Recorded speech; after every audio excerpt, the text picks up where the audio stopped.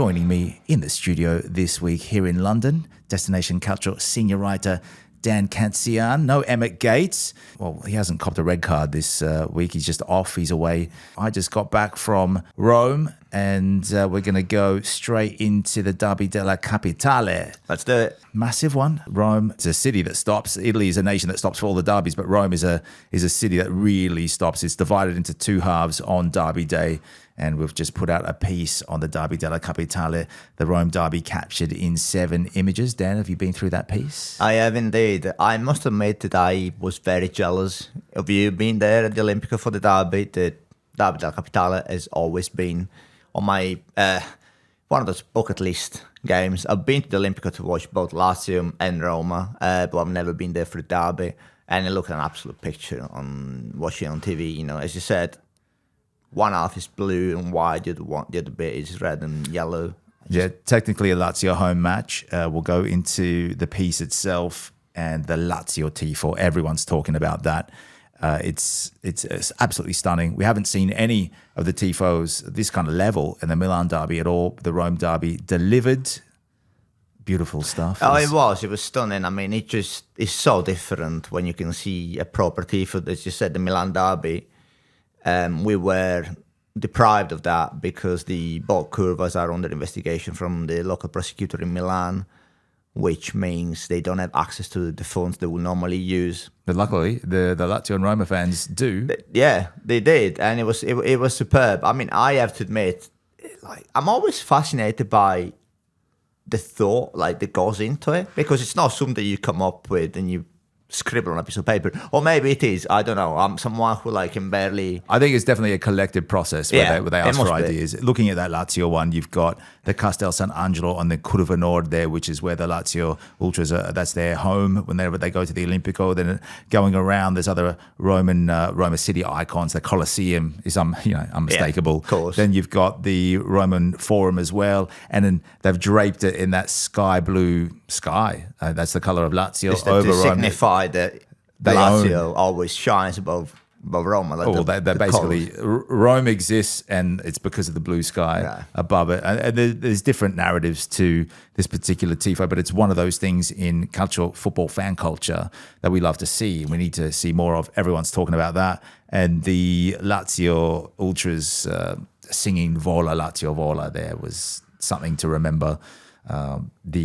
Everyone standing up with their scarves. That's what being a football fan's all about. Absolutely. And it feels like it's an honor for people to go in there, if you're a Lazio or Roma fan, to get in there and partake in a Roman derby at one point in your life. And the taxi driver was even telling us how he went to one back in the 90s. He hasn't been probably for 10, 15 years, but he's done his time and what it meant to him. He's a Roma supporter. And just seeing the passion before the game, getting to the Olimpico is another element of the match day experience that most people probably won't factor in until they get there. And there's always the colour, the red and yellow of the Roma supporters. They were the away side, so they were put around one side of the Olimpico, and then the Lazio fans, food trucks everywhere, everyone eating the paninos, just the sea of that kind of navy blue black. Lazio colour with their traditional sky blue absolutely everywhere, and it was amazing to see. And the Roma Tifo there, we'll have a look at that one.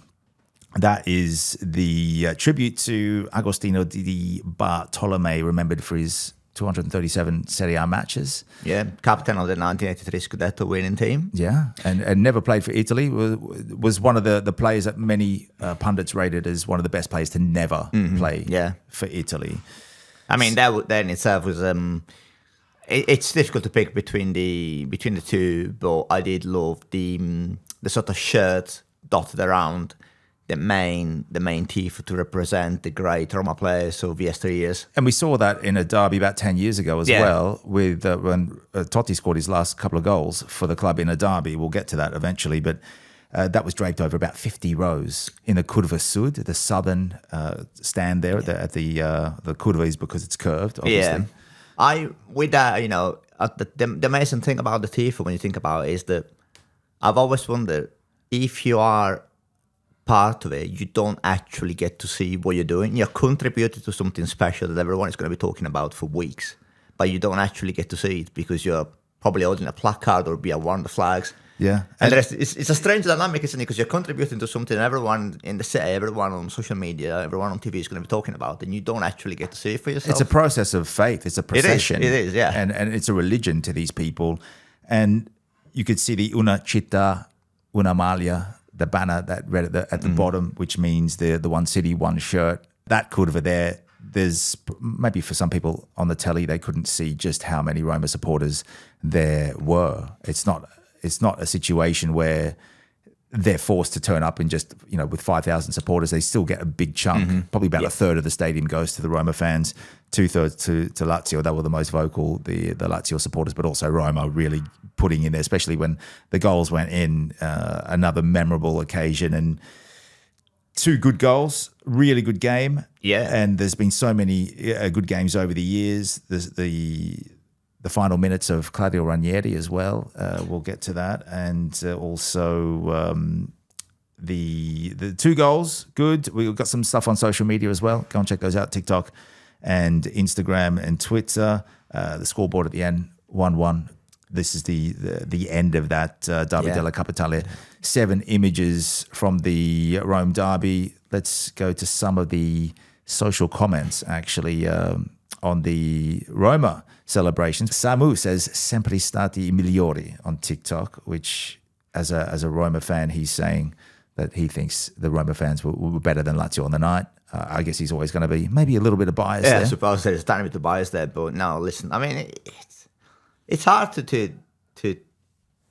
pick the best between them. Well, as a neutral, you could probably be less biased in your decision making. Yeah, of making. course, yeah. But it's also like, I mean, we were, the thing is that everyone knows the Rome derby is one of the biggest fixtures in Italian football. But when you actually look at what the two sides have won, it's surprising that it's such a big fixture because compared to like AC Milan, Inter, and Juventus, it's a capital city thing because they've only got 5 Scudetti between them. Exactly, yeah. It literally is it's like bragging rights on steroids. That's what it's all about. This is a cup final for them. But it is about identity. Yeah, massively so, yeah. Rome divides into 2 halves, and it is a decision where a lot of people have made that choice when they're 2 or 3 years old, maybe coerced their into parents it by have made the choice for them, yeah. Or I'm sure there's situations out there where a Roma or Lazio fan has switched allegiances at school because a lot of your relationships in life are formed through the team that you choose or the team that you want to go to. Maybe, I don't want to say be a traitor and go to the other side, but maybe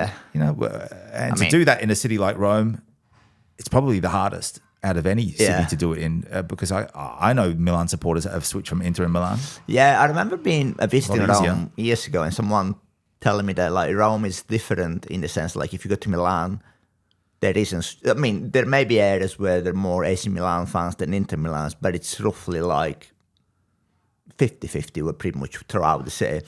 Whereas in Rome, I was told that there's areas where it's just like the Lazio. As you go to the outskirts as well, yeah. Because Lazio, for those that don't know, Lazio is the region, Rome is the capital. So that's so what it means. You have this strange dynamic where you have like entire areas where they're like all Roma or all Lazio, and I think that, as you said, plays into the feeling of identity, the deep sense of this is our city. Belonging, exactly, and that's what football's all about, and that's what we Absolutely, love. Yeah. Also, even Culto Blu Cerchiato, a Sampdoria fan, got on that particular video and says, wow, big WOW, Romano Germanico declares Roma all the way to the end.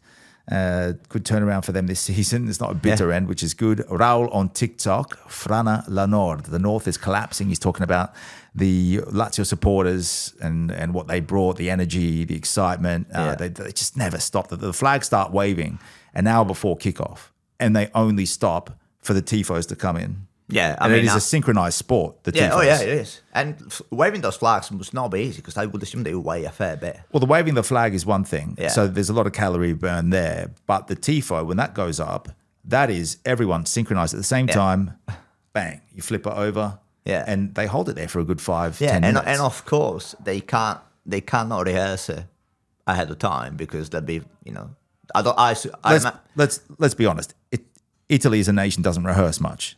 There is that, but also imagine in this day and age where everything is recorded and everything is filmed, imagine being co-rehearsing the Tifo before the derby and then it being leaked on social media. There'd be no coming back from that. Exactly. There's no coming back. You can't leak it. It's a political decision, and you do it at the time. A few people get it wrong. They eventually will flip it up, take a few extra seconds. Some Italians are late to the party. Oh, ciggy, beer, whatever. You can take beers into the stadium as well, which is another feature of Italian football. You can't do another leagues. Yeah, we've been there and done it. So let's have a look. Also, Iskal says, Ultras Lazio amazing in English there. We've got a bit of a multilingual fan base on TikTok. Yeah. So let's look at the goals themselves. Just quickly, the first one, Alessio Romagnoli. Former Roma player. Former Roma player, yeah. And talking about switching allegiances. Yeah, and then he went to Milan, obviously comes back as the Lazio captain. A good moment in the game to do it just after half-time. And we got that video up there. We had the cameras angled at the scoreboard, and you could see what's happening at that moment in the game, at that scoreboard above the Roma fans. That goes in, bang, you can see the Roma fans, they actually stop singing, they just keep going. But down the other end, camera sweeps over, you can see the Lazio fans going mental and the players running over into there. And just, the raw emotion, so heated, and there's the passion. And it was a very good finish as well. Good finish. Into the corner. And then Matthias Sule with a spectacular little curler underside of the crossbar. There's something special about shots like that. They just go off the underside of the bar. They don't even have to sort of disturb the net, as you were. There's just adds something about it, like the ball bouncing up and down. I thought it was a really good game. I mean, both fairly even. It was. Both teams had their moments. Maybe Zavilla in goal for Roma was made the difference a lot. There's a couple of good saves. Isaacson was immense. So I think you can make a case for him to be one of the most underrated players in Serie A this season. He's definitely becoming one of the best players in Serie A. We'll see how he evolves as Lazio now have to go into the Europa League and pull back that 2-goal deficit against Bodo Glimt. Let's go to another piece I wanted to talk about. Was a classic Calcio piece which went up on the weekend. And that was a Roma thrashing. It was Lazio, a home game that time. Roma, the away side, technically. The Francesco Totti era, the Montella. I actually want to pull up the lineups here because this is, Calcio vintage royalty. If you look at the Lazio side, Peruzzi in a 3-5-2 with Couto, Mihailovic, Nesta, Stankovic, Fiore, Gianni Chedda in midfield, Pancaro, and Dino Baggio. And then we've got Simone Inzaghi and Hernan Crespo up forward, and this team got annihilated that night. And it was the finishing. The finishing was outstanding. No, there is nothing worse than, actually, there's nothing better than falling down a Wikipedia or a YouTube rabbit hole when it comes to classic Calcio pieces. Yeah, and that was under Alberto Zaccheroni. Yeah. Fabio Capello had Roma, and they won this one 5-1. Antonioli in goal in a 3-5-2, similar one, with Totti just playing a little more advanced. But Zebina, Samuel, Panucci, Lima, Emerson, Candela, Cafu, Totti, Del Vecchio, Montella. So they're three-pronged Italian attacking lineup there. And it was all about how Totti would love to go at that left wing at that point in his career. Absolutely. Yeah, the freedom of Rome. He's got creative license. He goes out to the left, and then he was able to drag two players out there, created space on the inside. First goal comes across, brilliant header. Montella goes off to celebrate 1-0. Then he scores, he's sort of a toe poke for 2-0, another header for 3-0. I think it was half time then. Yeah. And then he comes out and scores. For me, I actually picked this goal out in another article we put up earlier in the season as one of my favorite goals, is when he's bringing the ball up in midfield and he gets absolutely belted from one side, goes to the ground, and then he has to get up, make the run. Del Vecchio takes the ball off to the right wing, and then Lazio just in 6s and 7s. Montella gets the ball 30, 40 yards out, thinks, why not? Let's have a pot shot. Picks out the top corner, left footer, drives it in the top corner, and the likes of Peruzzi just, he's a bystander watching this happen, as he was for most of the night. But they ran rampant. Totti, Montella, Del Vecchio up forward. What a side. And this is after both teams had just come off a Scudetto. I've wrote this in a piece I've done for the website. If you look at the likes of between 98 and 2002, Rome was the epicenter of Italian football. It really was. We're talking about the time when Ronaldo was playing for Inter. Yeah, you're looking at a time where Ronaldo's playing for Inter. You've got the likes of Del Piero and Inzaghi at peak the powers of Juventus. You've got Inter Milan with free spending, say Ronaldo, and they had Christian Vieri for a moment for a season before he. Back then, no Napoli, they were going up and down to Serie B. Yeah, AC Milan weren't at their best, but you still had the likes of Maldini, Birov, a young and up-and-coming Gennaro Gattuso coming to the ranks. You had the Beati in goal. And you had the Cragnotti era where they were free spending. I mean, it obviously came back to haunt them for the reason, but you look at the team they had in 99, Lazio should have won the league, Milan. Probably an underwhelming Milan side by their standards, pipped them to the post. A year later, Lazio obviously won the league, beating Juventus on the final day of the season. Then Roma, not to be outdone, won the Scudetto the following season and then fell just 1 point short of defending their title the following season. So for those 4 years, it was probably the most prominent Rome has ever been in Serie A. It was. You could see the players, the caliber of players that were leaving their teams to go to Rome. Yeah, exactly. It was the place to be. It was the place. Veron was shifting over there, and you know, we're talking about. Look at the backlines there: Mihailovic, Zebina, Panucci in his prompt.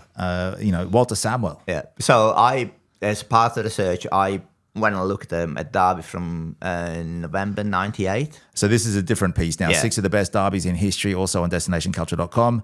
So let's talk about one of those 6. Yeah, let's talk about the one 2015, in January 2015. Okay, we'll go to that one. Yeah.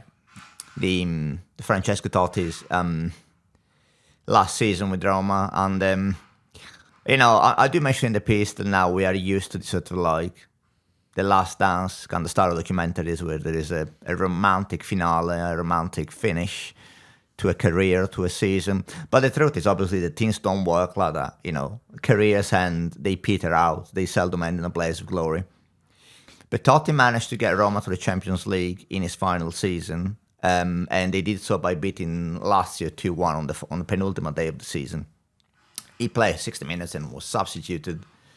It was underwhelming by standards, but in the reverse fixture in January, just to set the scene, Roma are struggling under Rudi Garcia. They're 2-0 down, and you're thinking, well, that's it. Totti's second last derby is gonna be a damp squib. There is not gonna be any magic. It's gonna peter out. It's gonna peter out, exactly.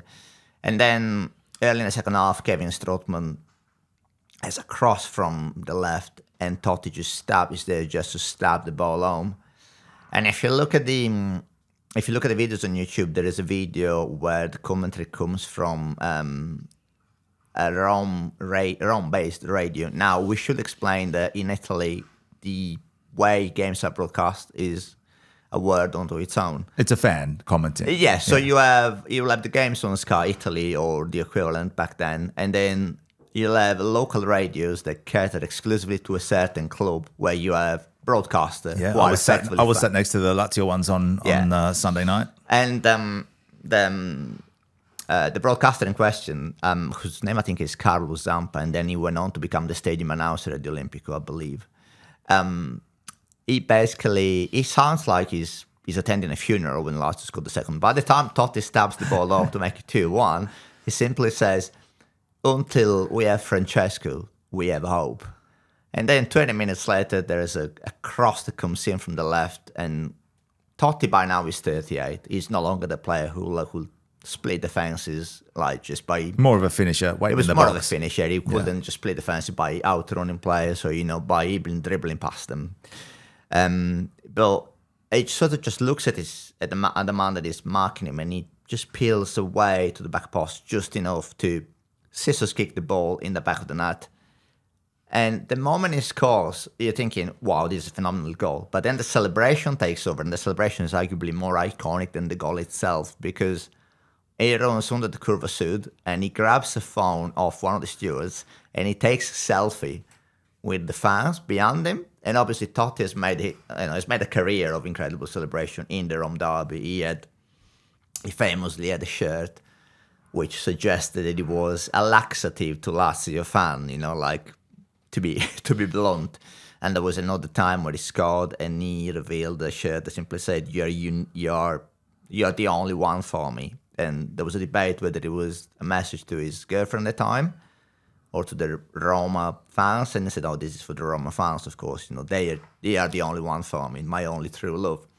But this celebration with the selfie, it's so unique because it encapsulates the fact that this is his last dance. He knew it. Everyone knew it. But also there is the fact that, you've gone from a kid who came onto the scene where internet wasn't even a thing almost. And now... Debuted in 93. Yeah, he's taking a selfie, So, that just shows you he defined an era in Italian football and in Rome derbies in particular. And I do suspect that, Lazio fans, even the most hardcore of Lazio fans, must have had a good laugh about seeing him doing that. Cause, I mean, look, they do respect each other. Yeah. They respect each other as champions. When they were making the tribute to Di Bartolomei, the Lazio fans clapped. Yeah. So it's not like they just hate each other. They do respect each other. There's a high level of respect for true champions. Totti is one of those. And look, just finishing off with that game there, we just mentioned Totti was the captain. Stefano Mauri was the captain of Lazio. Yeah. Mauri scored the opener of that day. It was a beautiful goal. Lazio ball should have been top. out of sight in that game. They hit the post as well. Yeah, they did. So at 2-0, then what a long-range effort from Iturbe in that game that was, I think it was palmed over the top, but it was 30 metres. Yeah, Iturbe actually then was scoring in the reverse fixture. He scored the equaliser then in May, in the game that we mentioned earlier before Roma nicked the winner 5 minutes from time.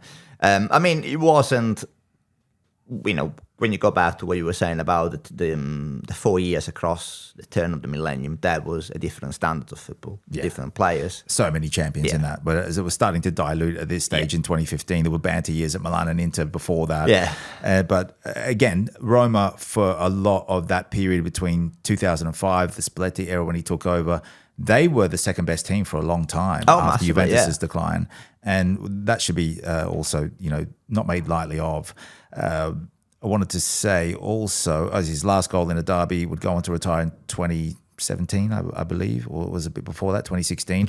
I remember hearing Totti recently come out and saying that he was kind of coerced into retirement because he thought that he still had plenty of petrol in the tank to at least play a part in the next season. But it was the owners at the time that was like, you know what, I think it's time to go. And they told him the day before his last derby that would be his last derby. So, make the most of it while you can. And then instead of signing for another club, because we all heard the rumors this season that he was going to come out of retirement at the age of 46, instead of signing for another club out of respect, he just retired from football altogether. Has played plenty of sport since, but it's paddle and it's five-a-side. And I mean, we could have a whole podcast on Totti's career at Roma and on his retirement alone. His quality was there to see. If you look at his end of career stats, his most goals scored against any particular opponents: Inter 12, Lazio and Milan 11 each. Yeah, he's the joint top scorer in the Rome derby, along with Dino Da Costa, who also played for Roma. But I think that if you watch Serie A in the mid 90s up until the sort of late 2000s, and you're looking at a player to define a fixture. Across Italian football, I don't think there is a player who defined the fixture as much as Totti defined the Rome derby. He was ever present from 1993 when he started. And, we're talking 3 decades. Yeah. And 25 years he was there. The levels of pressure that a local boy who then goes on to captain a team who, as we said, is not... I mean, yes, he won the Scudetto with Roma, but Roma were never a powerhouse. They won the Scudetto, they came close, they won a Coppa Italia, and as you mentioned, in the 2000s, there was a rivalry between them and Inter Milan, but they were never the standard bearers. And for him to deal with that pressure and actually do so much to drag his team... So much. To drag his team to that level, I think that is a case to be made for him that is probably underappreciated. He is, definitely. He also said that if he went... Because he could have gone to Real Madrid. He could have. At the peak of his career. Any team in the world would have taken him. And he said, out of respect for the Roma fans, he never left.